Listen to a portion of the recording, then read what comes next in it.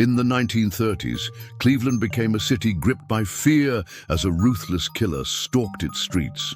Known as the Mad Butcher of Kingsbury Run, the Cleveland torso murderer left a trail of dismembered bodies, shocking a nation already battered by the Great Depression. His identity remains a chilling mystery to this day. Welcome to Unsolved Secrets, where we uncover the darkest corners of history. In this episode of America's Unsolved Killers, we'll dive into the terror of the Mad Butcher. If you're ready for this gruesome tale, hit subscribe and let's unravel the mystery together.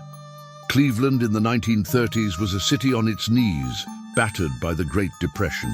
Factories that once roared with life stood silent and unemployment soared, leaving thousands to scrape by in shantytowns along the Cuyahoga River.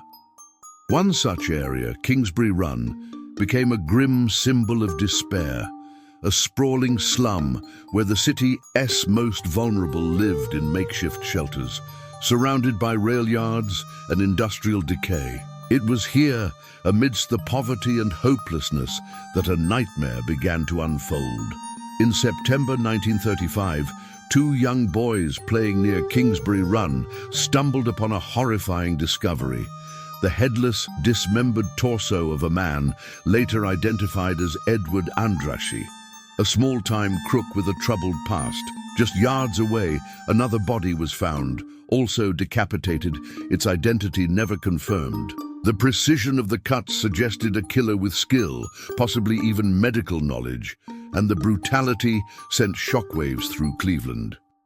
The city, already struggling to survive, now faced a new terror: a predator who preyed on the forgotten, those society had cast aside.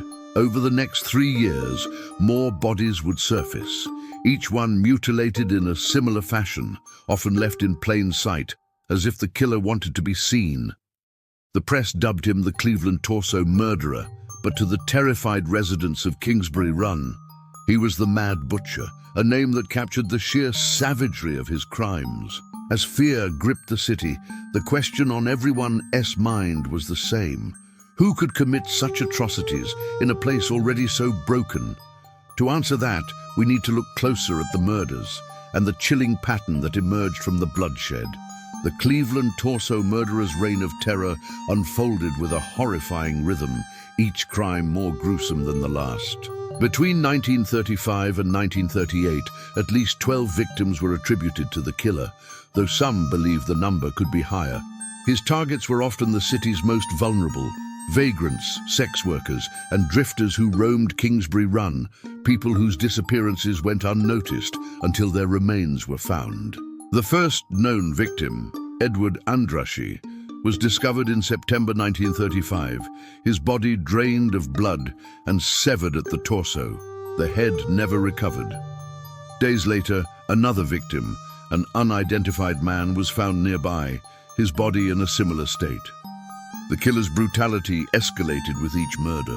In 1936, a woman later identified as Florence Polillo was found in pieces, her remains stuffed into baskets behind a butcher shop, a grim irony that fueled the Mad Butcher nickname.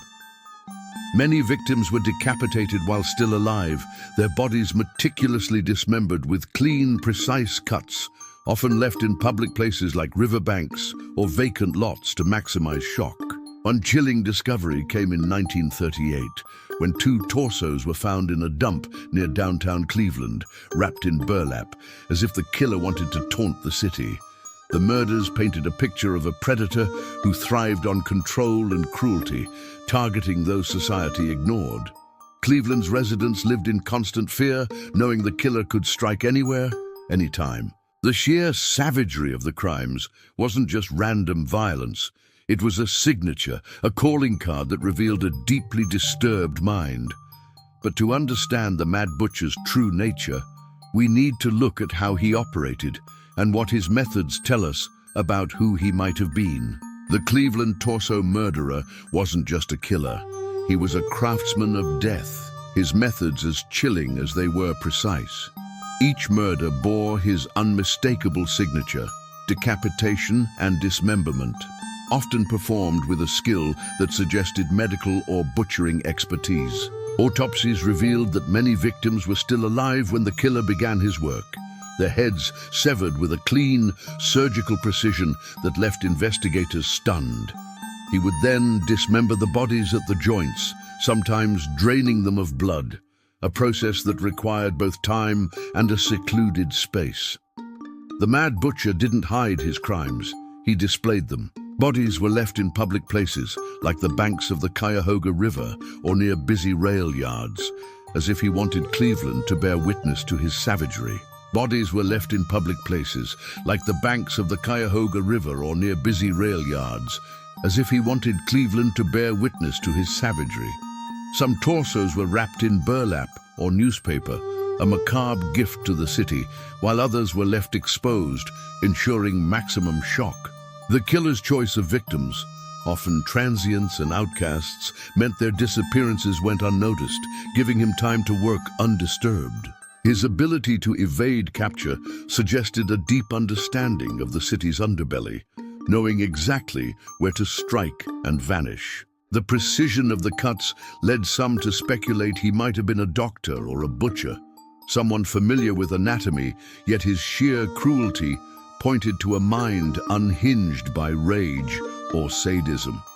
The Mad Butcher's methods weren't just about killing, they were about control, about turning human lives into grotesque trophies. But as the body count rose, so did the pressure to catch him, and Cleveland's most famous lawman was about to take on the case of his life. As the Cleveland torso murderer's body count rose, the city turned to its most famous lawman to stop the terror. Eliot Ness, the man who brought down Al Capone. Appointed as Cleveland's public safety director in 1935, Ness took on the case with a fierce determination, but the Mad Butcher proved to be a far more elusive foe. The investigation faced immense challenges. DNA testing didn't exist, and fingerprint technology was rudimentary, leaving detectives to rely on witness accounts and physical evidence that the killer rarely left behind. Ness organized raids in Kingsbury Run, rounding up vagrants in hopes of finding leads, but the killer seemed to vanish into the city's shadows. Ness organized raids in Kingsbury Run, rounding up vagrants in hopes of finding leads, but the killer seemed to vanish into the city's shadows. One suspect emerged as a prime candidate, Francis Sweeney, a troubled doctor with a history of alcoholism and mental instability. Sweeney's medical background matched the killer's precise dismemberment skills, and he lived near Kingsbury Run during the murders. Ness subjected him to intense interrogations and even early polygraph tests, which Sweeney reportedly failed, but the results were inadmissible in court, and there was no hard evidence to convict him. Sweeney was later committed to a mental institution, and some believe the murders slowed after his confinement, fueling speculation that he was the Mad Butcher. Other suspects, including a butcher named Frank Dolezal, were investigated, but Dolezal died in custody under suspicious circumstances, further muddying the case. Ness's frustration grew as the killer taunted him, leaving 2 more bodies in 1938 near his office, a final act of defiance. Despite Ness's efforts, the case went cold, leaving Cleveland haunted by a ghost. But with so little evidence, the question remains: was the Mad Butcher ever truly within reach, or did he outsmart everyone? The Cleveland torso murderer's identity remains one of America's darkest unsolved mysteries, fueling theories that persist to this day. Was Francis Sweeney the Mad Butcher, as Eliot Ness believed, or did the real killer slip through the cracks? Some speculate the murderer had ties to the medical field, given his surgical precision, while others think he was a transient, blending into Kingsbury Run's underbelly. Another theory suggests he may have moved on, with similar murders reported in other cities like Youngstown and Pittsburgh in the 1940s. Could the Mad Butcher have continued his spree elsewhere? Or did the intense police pressure force him to stop, disappearing into obscurity? The lack of forensic evidence and the killer choice of marginalized victims make it nearly impossible to know for sure. The case left a scar on Cleveland, exposing the city's struggles with poverty and crime, and it became a grim footnote in true crime history, inspiring books and documentaries. The Mad Butcher's ability to evade justice turned him into a phantom, a symbol of fear that still haunts the city. But as the years pass, one question lingers: will we ever uncover the truth behind this reign of terror? The Cleveland torso murderer left a chilling legacy, a grim reminder of a city's darkest days. His brutal crimes exposed the limits of justice in the 1930s, and his identity remains a haunting mystery. Who do you think the Mad Butcher was? Share your theories in the comments below. Who do you think the Mad Butcher was? Share your theories in the comments below. If this case gripped you, give us a thumbs up and join us for more unsolved killers on Unsolved Secrets. Fascinated by the Mad Butcher's mystery? Subscribe to Unsolved Secrets for more chilling cases and hit the bell to never miss an episode. Next, we'll uncover the Axeman of New Orleans. Tap the screen to watch now. Stay curious and stay safe.